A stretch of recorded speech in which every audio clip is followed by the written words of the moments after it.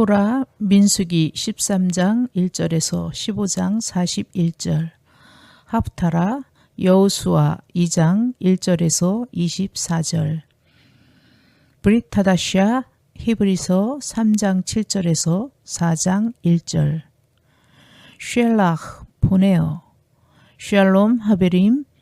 들어가기 전에 먼저 확인해보고 싶습니다. 토라 포션이 성경 읽기에 한 방법이라는 것을 알고 계시죠? 잘 읽고 계신 것 맞죠? 네, 바쁘시고 쉬운 일이 아닐 수 있지만 우리 모두는 창조주 하나님의 말씀에 귀 기울일 때 그곳에 생명과 지혜와 부와 명예가 있음을 알기에 1순위를 말씀 읽기와 묵상, 그리고 토라의 교훈을 따라 행하는 삶을 지향하는 것을 기억하시면서 민수기 13장에는 드디어 가나안 땅으로 들어가기 위한 작전이 시작됩니다.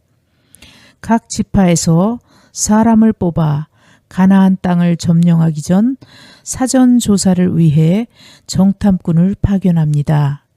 쉘라흐는 보낸다는 뜻으로 너를 위하여 정탐꾼을 보낸다는 것입니다. 주님께서 말씀하신 대로 가나안 땅은 기름지고 풍요로운 땅임을 알게 됩니다. 그러나 이스라엘 백성들은 가나안 땅을 지배하고 있는 이방 백성들을 보고 겁을 먹어버립니다.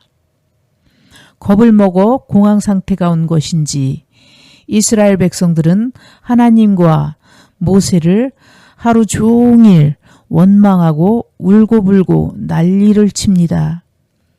밤이 새도록 이 텐트 저 텐트에서 불평과 원망 소리가 끊이지 않았다고 합니다. 그 난리가 장장 40일이 이어지는데 그럴 기력이 있다면 그냥 싸우면 좋을 텐데 말입니다. 나아가 백성들에게 주님께서 허락하신 땅은 아름다운 땅이라고 이스라엘 백성의 원망에 반박하는 갈렙을 돌로 치기 직전까지 갑니다. 이스라엘 백성을 전쟁에서 승리시켜 가나안 땅을 차지하게 하실 주님의 계획이 시작부터 삐걱거립니다. 이스라엘이 혼신을 다한 원망과 난리에 주님께서 분노하시어 이스라엘 백성의 광야 생활은 40년이 추가됩니다. 이 기록을 통해 우리가 알 수 있는 교훈은 명확합니다. 주님의 계획과 인간의 이해는 항상 엇갈린다는 사실입니다.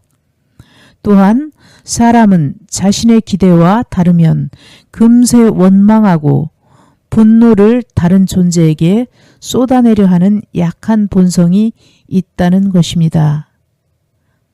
여러분에게도 그러한 경험이 있지 않으십니까? 이런 악한 본성을 민족 중에 제거하기 위해 주님께서는 악성을 지닌 세대 전체를 광야에서 사라지게 하십니다. 여호수아에서는 그 이후 다음 세대들에 이르러서야 가나안 땅으로 진격하는 내용이 나옵니다. 원래 계획대로라면 떠돌이 생활을 정리하고 자신들의 땅과 나라를 가질 수 있었는데 살아계신 주님을 원망하고 욕하고 자신들을 설득하는 의인을 듣기 싫다며 죽이려 하는 범죄를 저질렀습니다. 그래서 자신들이 그토록 원하던 것을 눈앞에서 뺏겨버립니다. 결과적으로 그토록 원하던 고기가 목으로 넘어가기도 전에 원망하던 사람들은 기브롯하타와 탐욕의 무덤에 묻혀버리고 말았습니다. 원망은 아말렉 족속을 불러들입니다. 아말렉 족속은 영적으로 큰 대적입니다. 전쟁입니다. 나와 우리 민족을 멸절시키려는 나와 우리 민족을 멸절시키려고 달려드는 사나운 존재입니다. 오늘날 이스라엘에게 있어 큰 대적은 이란이라고 할 수 있습니다. 이란의 대리전쟁을 치르고 있는 하마스 외에 여러 족속들이 있지만 근본적으로 그 아말렉인 이란을 불러들인 것은 이스라엘에게 혹시 원망과 불평과 무질서의 행위가 있었음이 아니었나 역으로 생각해 보실 수도 있습니다. 원망은 너도 망하고 나도 망하게 되는 무서운 행위임을 기억하시고 절대로 피해야 할 것입니다. 절대로 피해야 할 것입니다. 신약에서는 이러한 역사를 알려주며 충고합니다. 마음을 완고하게 하지 말고 주님의 말씀을 믿고 끝까지 순종하라는 교훈을 일러 줍니다. 우리는 짧게 사는 생물이라 금세 실망하고 금세 분노하는 습성을 지녔습니다. 하지만 주님께로부터 영원한 약속을 받은 사람이라면 주님의 계획을 기다려야 합니다. 아니, 어쩌면 기다리는 것도 관련 없이 주님을 원망하고 저주하는 것만 하지 않더라도 충분한 듯합니다. 여기에는 사람에게 원망하고 불평하고 미워하고 저주하는 것도 포함된다고 할 수 있습니다.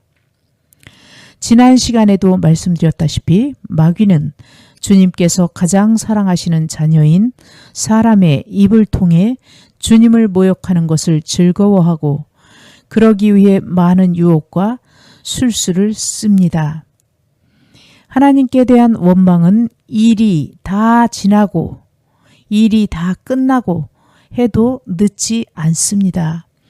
항상 많은 사람들이 잊어버리는 사실은 주님께서도 우리와 비슷하게 감정을 지니신 살아계신 존재라는 것입니다.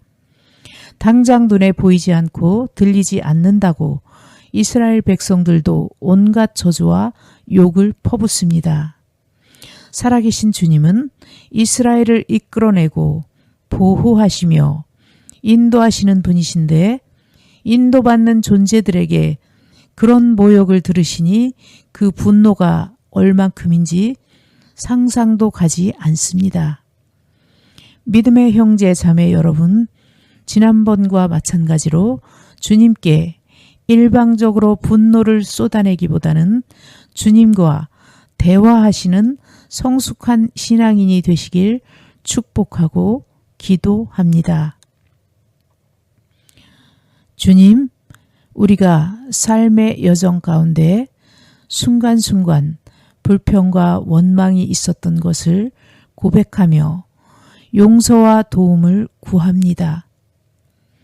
불평으로 인해 나의 삶에 공격과 혼란들이 틈타고 들어왔던 것들을 인지하며 주님께 용서를 구하오니 주 예수와의 보혈과 이름으로 제하여 주시고 저희에게 견고한 믿음과 견고한 심지를 주시고 입술에 파수꾼을 세워주셔서 원망과 불평이 아닌 감사와 평강이 넘치도록 주님의 평안을 강물같이 넘쳐나게 하옵소서. 예슈아 하마시아 이름으로 기도합니다. 아멘, 아멘. 감사합니다.